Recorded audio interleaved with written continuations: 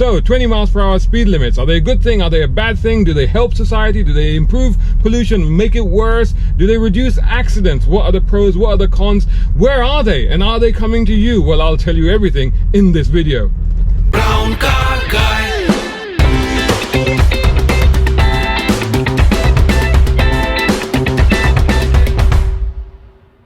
A brown car guy.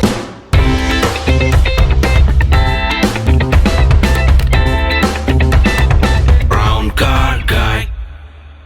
So 20 miles per hour speed limit. So now I'm on my local high street here in Kingsbury, and this is now a 20 miles per hour. I think about just under a year ago they made it 20 miles per hour.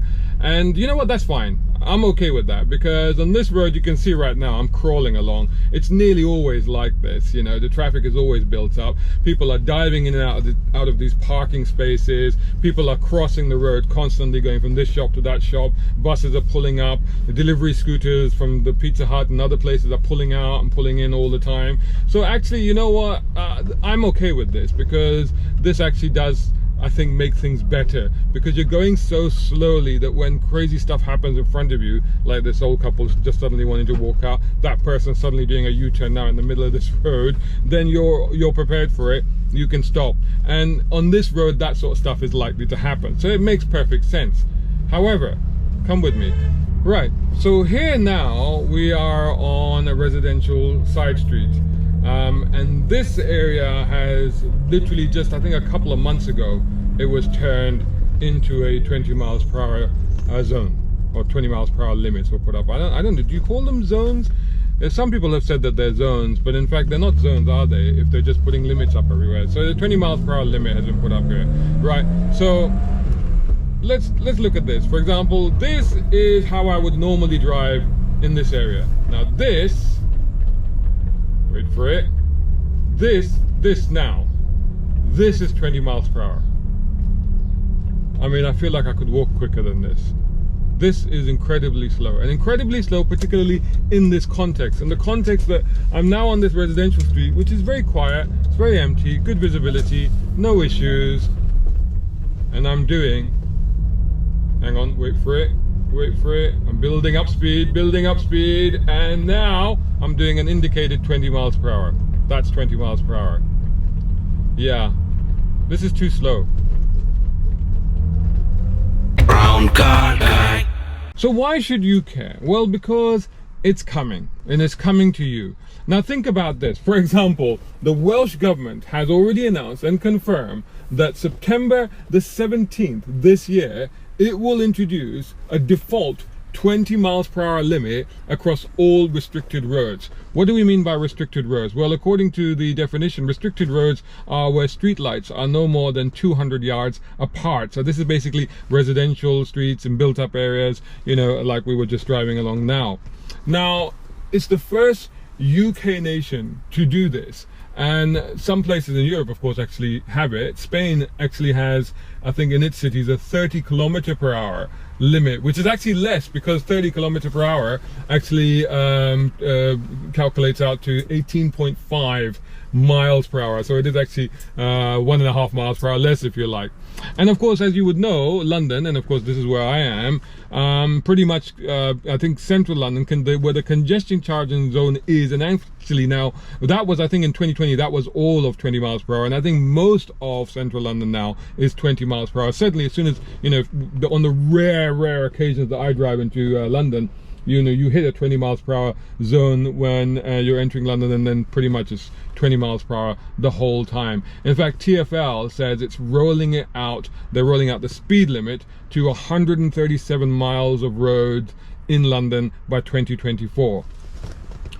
Scotland is also going along this line, and that's saying they're going to make 20 the standard limit in urban areas by 2025. Now, a little bit of the tragedy or the travesty of this is that Wales and Scotland, these two places in particular, have amongst the best driving roads in the whole of the UK. I mean, driving enthusiasts will make a holiday of going to Scotland or going to Wales just to enjoy their cars, which, you know, to be honest, like when you're out of town and you're in these open, empty rural spaces where you can go and enjoy your cars, I mean, what's wrong with that? Fortunately, this limit will obviously only apply to built up areas, so theoretically those roads will still be okay, but nonetheless it's a pretty draconian thing. And as you saw from the experience just now, that 20 miles per hour does feel painfully slow when you're on an empty road, for example.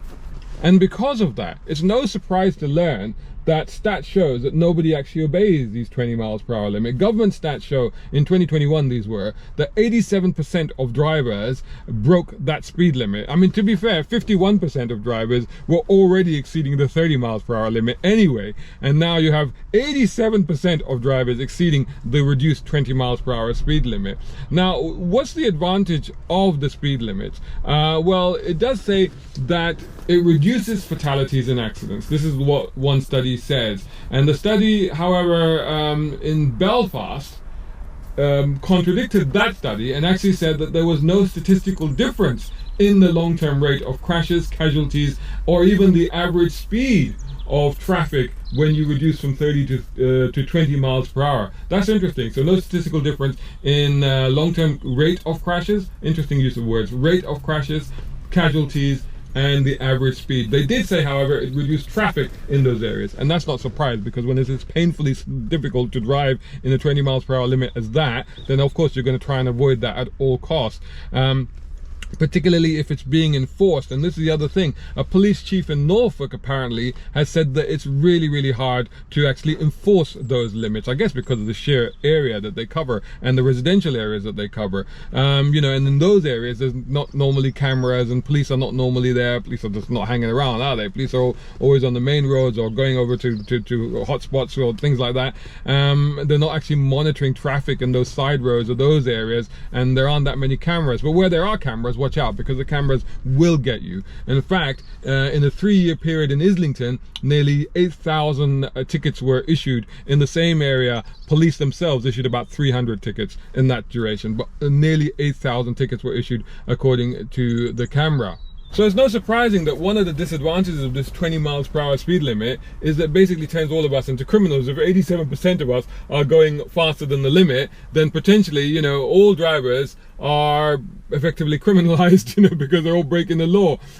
Department of Transport in 2018 found that the average speed, or average driver's speed, when you introduce the 20 miles per hour limit in place of the 30 miles per hour, the average driver's speed fell by 0.7 miles per hour in residential areas and 0.9 miles per hour in built up or city center areas. So for example, that's the difference between, say, the high street I've just been on and the side roads I've just been on. So in the side roads they fell by only 0.7 and even on the main road, on the high street type areas, 0.9. So less than 1 miles per hour actual difference in both places. You know, there was another report somewhere that said that where the traffic was already found, you know, so for example, if there's traffic calming measures, or it's a tight narrow road, or it's a school or something like that, then where traffic was already doing around 24 miles per hour, even though it was a 30 miles per hour limit, when you impose a 20 miles per hour limit there, people were more inclined to stick to that 20 miles per hour limit, because, you know, they're already going slowly in that area. And I think that is my big thing about this, is that I think it makes perfect sense where it makes sense, basically. You know, give drivers, you know, some credit for being reasonable and logical and aware of what they're doing, aware of, as they used to say, the right speed for the right environment. And certainly, like, you know, if it's a school, if it's a busy high street like that, I would always drive slowly on that, regardless of what the speed was. And if it's, say, outside a hospital or something like that, and you put these limits in those areas, and I think most drivers will be like, yeah, that's fine. That makes sense to me. And you know what? Because it makes sense to me, I'll obey it, because it's a logical thing to do. It's a safe thing to do. It's a sensible thing to do.